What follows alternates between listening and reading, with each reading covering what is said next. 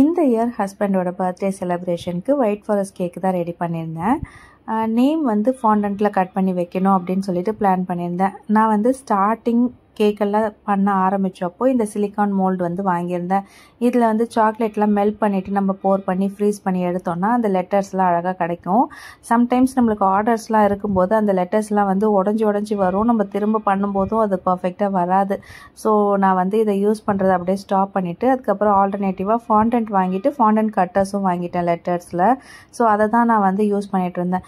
நேற்றுக்கு திடீர்னு ஒரு பல்ப் எரிஞ்சுது. ஆக்சுவலாக இந்த சிலிக்கான் மோல்டில் வந்து லெட்டர்ஸ்லாம் கொஞ்சம் குட்டி குட்டியாக அழகாக இருக்கும். அந்த ஃபாண்டன்ட் கட்டரில் வந்து கொஞ்சம் பெரிய சைஸாக இருக்கும். நம்ம 2 kg கேக்குன்னா அதை யூஸ் பண்ணிக்கலாம். ஸோ நேற்றுக்கு என்ன பண்ணேன், இந்த ஃபாண்டன்ட் எல்லாம் எடுத்து இந்த சிலிக்கான் மோல்ட்லேயே வந்து ப்ரெஸ் பண்ணிவிட்டு நல்லா கட் பண்ணி அதுக்கப்புறம் ரொம்ப பயந்துகிட்டே எடுத்தேன். பட் ஒரு லெட்டர் கூட உடையில, ரொம்ப அழகாக வந்துடுச்சு. ஸோ இதெல்லாம் கட் பண்ணி எடுத்து வச்சுட்டு அதுக்கப்புறம் கேக்குமே வந்து மார்னிங்கே ரெடி பண்ணிவிட்டு அதில் வந்து க்ரம் கோட் பண்ணி ஃப்ரிட்ஜில் ஸ்டோர் பண்ணியிருந்தேன். ஸோ ஈவினிங் அதை எடுத்து ஃபைனல் கோட் கொடுத்துட்டு அதுக்கப்புறம் நம்ம டிசைன் பண்ண வேண்டியது தான்.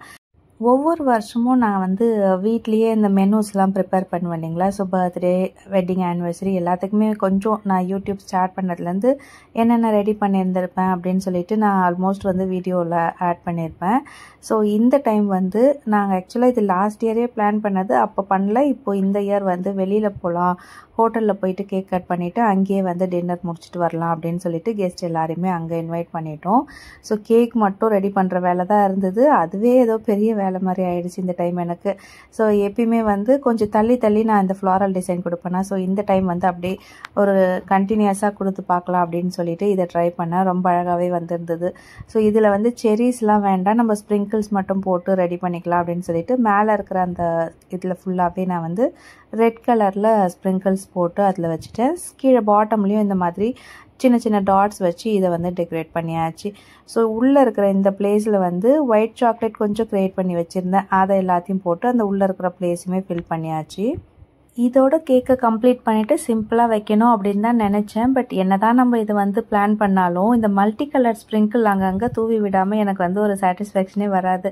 ஸோ சைடில் இருக்கிற அந்த பிளேஸ்க்கு வந்து நான் இந்த மல்டி கலர் ஸ்ப்ரிங்கிள்ஸ் எல்லாம் ஸ்ப்ரே பண்ணிவிட்டு அதுக்கப்புறமா கேக் எடுத்து ஃப்ரிட்ஜில் வச்சாச்சு.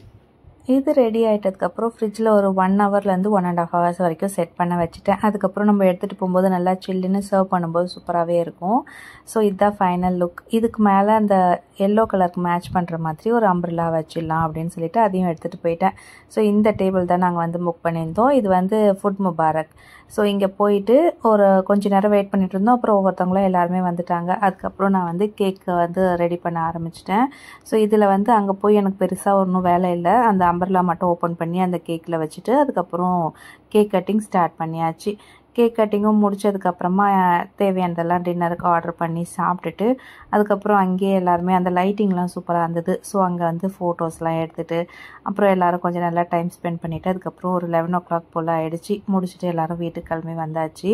ஸோ இந்த பர்த்டே செலிப்ரேஷனில் நான் வேர் பண்ணிகிட்ருக்கிற குர்த்தி வந்து பத்மா ஃபேஷன்ஸ் யூடியூப்லேயே நீங்கள் பார்த்துருப்பீங்க. மோஸ்ட்டாக லைவ்லலாம் நிறையா வருவாங்க. ஸோ அங்கேருந்து தான் இதை ஆர்டர் பண்ணேன். இந்த ட்ரெஸ் எப்படி இருக்குது அப்படின்னு வீடியோவில் பார்த்தீங்கன்னா கமெண்ட் பண்ணுங்கள். இந்த ட்ரெஸ்ஸை பற்றி ஒரு டீட்டெயில் ரிவ்யூ வந்து தனியாக ரெடி பண்ணியிருக்கிறேன். அடுத்த ஒரு வீடியோவில் அதையும் ஷேர் பண்ணுறேன். ஸோ இந்த டாப்க்கு நான் ரொம்ப நாளாக யோசித்த மாதிரி என்ன பேர் பண்ணுறது பாட்டம்க்கு அப்படின்னு சொல்லிட்டு அதையும் ஃபைனலாக கண்டுபிடிச்சி வாங்கிட்டேன்.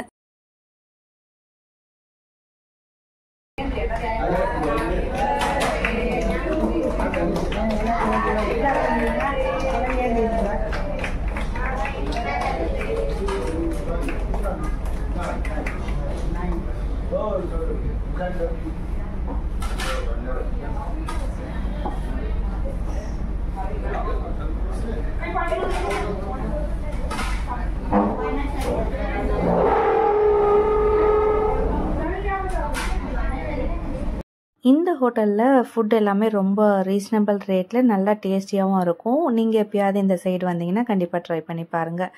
ஸோ ஃபைனலாக எல்லா செலிப்ரேஷன்லாம் முடிச்சுட்டு நாங்களும் வீட்டுக்கு கிளம்பி வந்தாச்சு. இந்த வீடியோ உங்களுக்கு பிடிச்சிருந்ததுன்னா ஒரு லைக் பண்ணுங்கள். சீக்கிரமே அடுத்த ஒரு இன்ட்ரெஸ்டிங்கான வீடியோவில் சந்திக்கலாம். நன்றி.